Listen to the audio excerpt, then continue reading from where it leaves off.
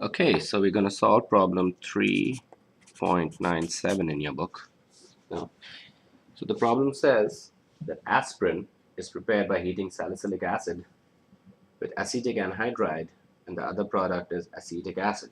And the equation is given to you. Okay, so we're going to write down this equation. Always write down what's given to you.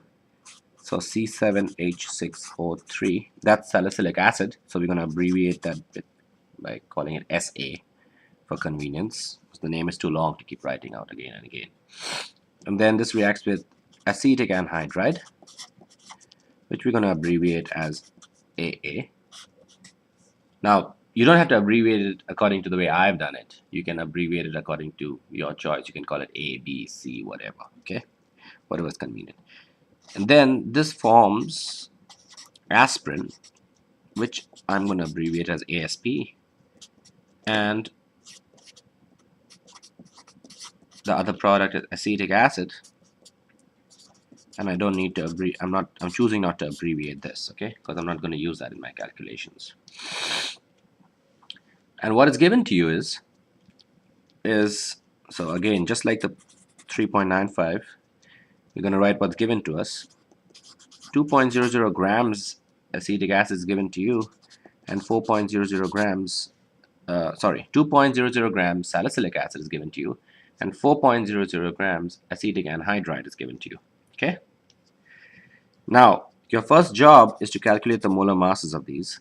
So to eliminate a lot of problems, what I did is I pre-calculated the molar masses. If you do it according to the way I calculated it, you should get 138.12074 grams per mole for for salicylic acid. For acetic anhydride, you should come up with a number which is 102.08864 grams per mole. And for aspirin, you should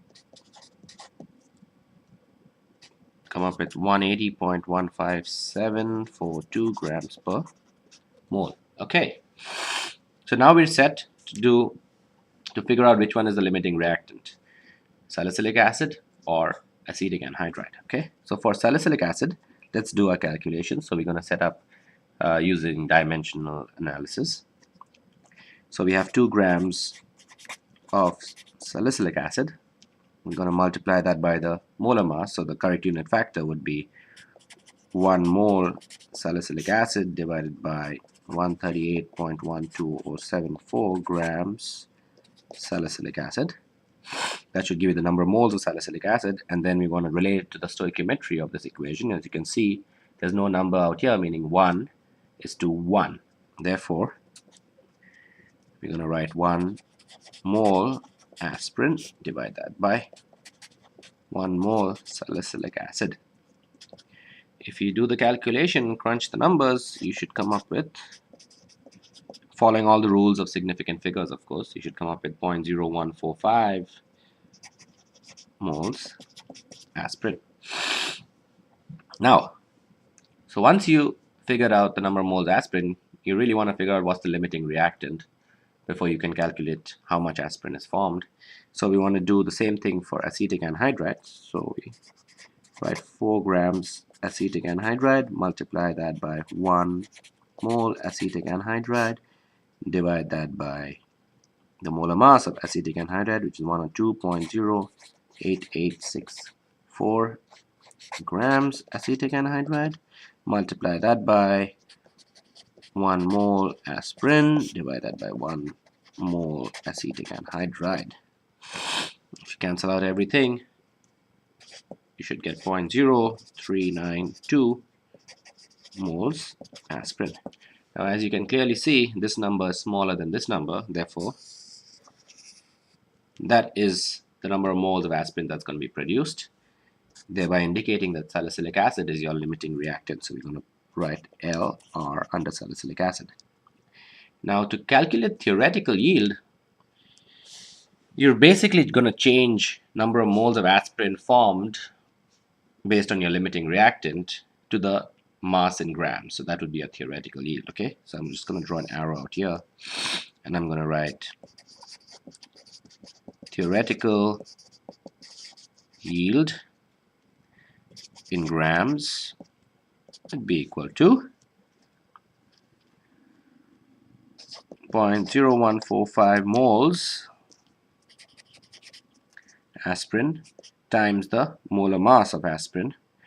There's not too much space out here, so I'm just going to write it a little on top. 180.15742 grams, and you divide that by moles because it's grams per mole if you look at that out there. Moles and moles cancels out, and if you do the math correctly, you should end up with 2.61 grams aspirin. This happens to be your theoretical yield. Okay, so once you figured out theoretical yield, your next job is to figure out the percentage yield if the actual yield is 1.86 grams, if I'm not mistaken. So I'm going to do that calculation out here. Okay, so the actual